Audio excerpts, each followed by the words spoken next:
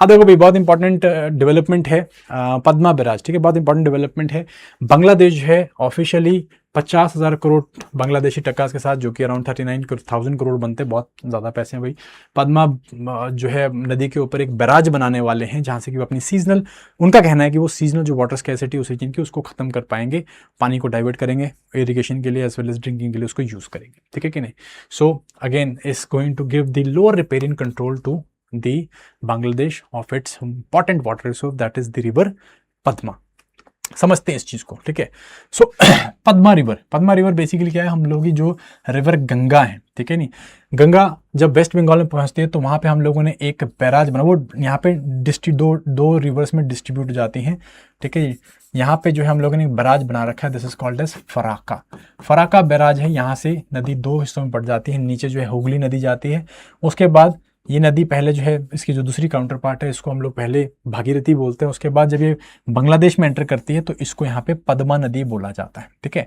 पद्मा नदी जो है वो आगे जाती है और फिर जमुना नदी, जिसे ब्रह्मपुत्र हम लोग इंडिया में बोलते हैं, जमुना रिवर को आके मिलती है गोवालंडू में, ठीक है जी, गोवालंडू में मिलती है, और वहाँ से पद्मा नदी जो है नीचे उतरती है और एक इंपॉर्टेंट रिवर मेघना इसको आके मिलती है, और यहाँ पे हमारा सुंदरबन डेल्टा बनता है, ठीक है कि नहीं। सब कुछ बढ़िया, everything is fit and fine.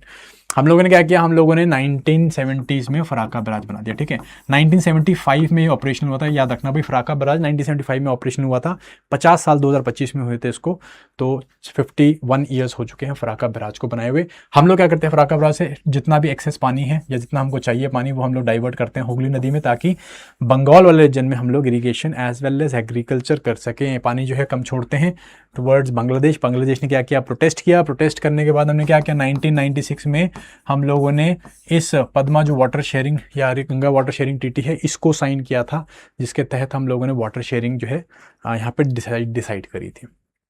अब बंगाल या बांग्लादेश क्या बोल रहा है कि हम लोग यहाँ पे क्या बनाएंगे, बैराज बनाएंगे। क्यों बनाएंगे, क्योंकि ये ट्रीटी जो है 30 साल तक के लिए की थी, याद रखना भाई 30 साल तक के लिए की थी, 1996 में करी गई थी, 2026 में ये एक्सपायर हो रही है दिसंबर में, 30 साल के लिए की हुई थी। अब इनको क्या करना है, इनको दोबारा हम लोगों को रीनेगोशिएट करना है कि गंगा का पानी कितना कितना ये यूज़ करने वाले हैं।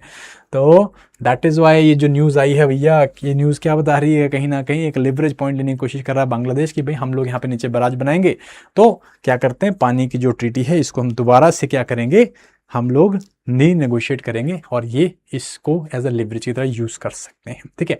एनीवेज बराज के बारे में समझते हैं। तो पद्मा बराज हमने बनाना कहाँ पे है, ये इनका जो है यहाँ पे राजबरी डिस्ट्रिक्ट है, यहाँ पे ये बनाएंगे राजबरी डिस्ट्रिक्ट में। सम 2 किलोमीटर का जो है ये लेंथ का ये बराज होने वाला है, और इसके तहत ये लिटरली अराउंड 180 कुछ किलोमीटर दूरी पे है हमारे फराका बैराज से। 2 किलोमीटर का बराज होगा, जिसमें कि ऑलमोस्ट 78 के आसपास में स्पिलवेज होंगे, और इतना पानी लाइक ऑलमोस्ट 2900 जो मिलियन क्यूबिक मीटर्स का फ्रेश वाटर जो है ये यहाँ पे इकट्ठा करेंगे। इतना पानी होगा कि ऑलमोस्ट 165 किलोमीटर्स पीछे तक ये पानी बैक मारेगा, या भी पीछे पानी इकट्ठा होगा, जो कि बंगाल के लिए प्रॉब्लम हो सकती है, वेस्ट बंगाल के लिए, क्योंकि यहाँ पे फ्लडिंग होने के चांसेस है, स्पेशली तब जब या सीजनली यहाँ पे फ्लडिंग आती है, रिवर जब फ्लड पे होती है तो, ठीक है। सो ये बराज यहाँ पे ये बना रहे हैं या बनाने की कोशिश कर रहे हैं। अब इनका गोल क्या है, क्यों बना रहे हैं, बिकॉज ये कहते हैं कि भाई ड्राई सीजन में बहुत ज़्यादा स्केर्सिटी हो जाती है, हम लोगों को पानी नहीं मिलता है, तो इसके लिए हम लोग बना रहे हैं। प्लस जो डेल्टा वाले रीजन से जो मेरीन इंट्रूजन होता है, जब टाइड्स आते हैं तो मेरीन जो सॉल्ट वाटर है या फिर ब्रैकिश वाटर है वो अंदर की तरफ को आता है, जो हमारे फ्रेश वाटर के एक्वाफर्स को ख़राब कर रहा है, तो उसको बचाने के लिए, वाटर की अवेलेबिलिटी को इंश्योर करने के लिए हम लोग यहाँ पे ये बराज बनाने की कोशिश कर रहे हैं, ये इनका कहना है, ठीक है जी। बट इन्वायरमेंटल इशू बहुत ज़्यादा हो सकते हैं, ठीक है, अगर इतनी नीचे, क्योंकि देखो नदी जब इतने नीचे होती है, जब अपने लास्ट फेज में होती है, माउथ में तक पहुँचने वाली होती है, तो क्या होता है यहाँ पे बहुत ज़्यादा सेडिमेंट्स कैरी कर रही थी। तो जब इस तरह के बैराज बनाते हैं तो सेडिमेंट ट्रैप होते हैं, तो क्या होता है, पूरी रिवर की इकोलॉजी खराब गड़बड़ हो जाती है, ठीक है। इससे क्या हो सकता है, जो बंगाल डेल्टा वहाँ तक सेडिमेंट नहीं पहुँचेंगे तो वहाँ पे सब्सिस्टेंस हो सकती है, ठीक है, और जो वाटर का लेवल है वो राइज कर सकता है। इससे क्या हो सकता है, पूरे के पूरे पीछे बंगाल तक रीजन में क्या हो सकता है, पानी फ्लड कर सकता है, ठीक है।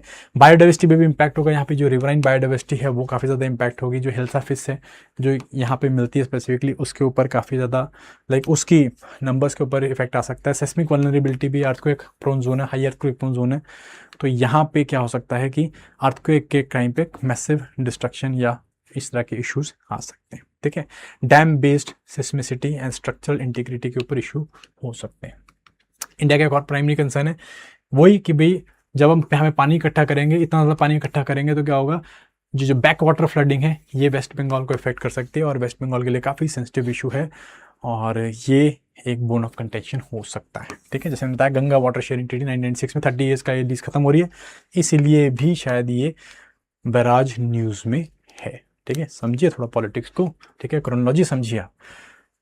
अब ग्लोबल लेवल में देखो क्या चल रहा है। देखो मैं एक यहाँ पे इसको इसी तरह डाल दिया कि भी लाइक जस्ट एक कंटेक्चुअली एस्पेक्ट में इसको देखो तो ग्लोबल लेवल में क्या चल रहा है। ग्लोबल लेवल में स्पेशली यूरोप अमेरिका में क्या चल रहा है भाई, इस तरह के डैम्स है, बड़े बड़े डैम्स हैं, इनको बंद कर रहे हैं क्योंकि इन्हें पता चल गया कि बायोडाइवर्सिटी को लॉस करते हैं और लॉन्ग टर्म में इनका बहुत ज़्यादा इफेक्ट नहीं होता है, बहुत ज़्यादा जो है पॉजिटिव इफेक्ट नहीं है। But on the other hand south में क्या हो रहा है, ठीक है, ग्लोबल साउथ में क्या हो रहा है, स्पेशली एशिया हो गया, साउथ एशिया हो गया, साउथ ईस्ट एशिया हो गया, ईस्ट एशिया हो गया, हम ऐसे बड़े बड़े डैम्स बना रहे हैं। ठीक है, चाइना जो है ब्रह्मपुत्र में बना रहे हैं, ये मेकोंग में बनाया गया, हम लोग जो है गंगा में बना रहे हैं, ये अब ये लोग भी गंगा में बनाने की कोशिश कर रहे हैं। तो कंट्रास्ट तरह का देखिए भाई, यूरोप अमेरिका में हम लोग बड़े डैम्स छोटे डैम्स की तरफ आ गए, हम लोग यहाँ पे बड़े बड़े डैम्स बना रहे हैं। कहीं ना कहीं वो लोग जो हैं फ्री फ्लोइंग रिवर्स और उनका इकोलॉजिकल बैलेंस को रिस्टोर करने की कोशिश कर रहे हैं, हम लोग अभी भी पानी के पीछे जो है क्रिटिकल जो हमारा रिसोर्स है उसके पीछे फाइट कर रहे हैं। ठीक है कि नहीं, कॉन्ट्रास्ट है। ठीक है, पॉजिटिव नेगेटिव आप लोगों के ऊपर है, you think according to the way you want, but this is how things are. Okay, फटाफट से मैं आपको गंगा का जो बेसिन है, गंगा रिवर का बेसिन है, उसको थोड़ा समझा देता हूँ if you people are interested. ठीक है जी, just for a revision purposes हम लोग इसको देख लेते हैं। ठीक है, now this is the Ganga river basin, बना के रखा हुआ पहले आप लोगों के लिए। ठीक है, all you got to do is कि हम लोग इसको थोड़ा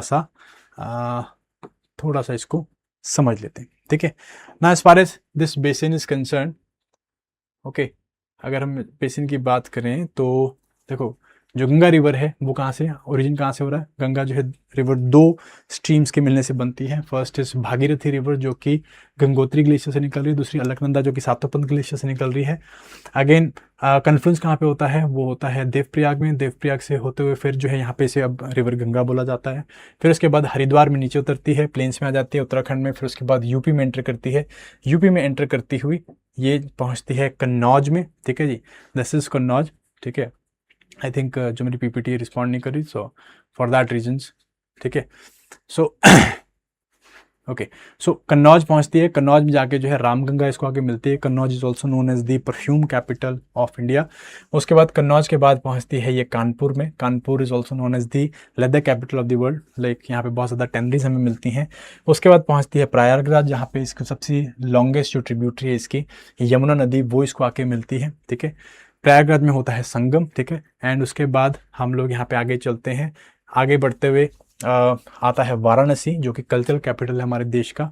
वाराणसी के बाद, जैसे पुराने टाइम में काशी बोला जाता था, उसके बाद आगे गाजीपुर में गोमती नदी इसको आके मिलती है। एंड देन उसके बाद पटना, ये जो है बिहार पहुंचती है, पटना डिस्ट्रिक्ट में। पटना में जो है सोन नदी इसको आके मिलती है। ठीक है जी, यहाँ पे पटना शहर भी है। ठीक है, एंड उसके आगे आते हैं हम लोग छपरा में। छपरा में गग्गर नदी इसको आके मिलती है। फिर गंडक नदी है जो कि मुंगेर में आके से मिलती है। कोसी नदी है, कुर्सेला में आके मिलती है।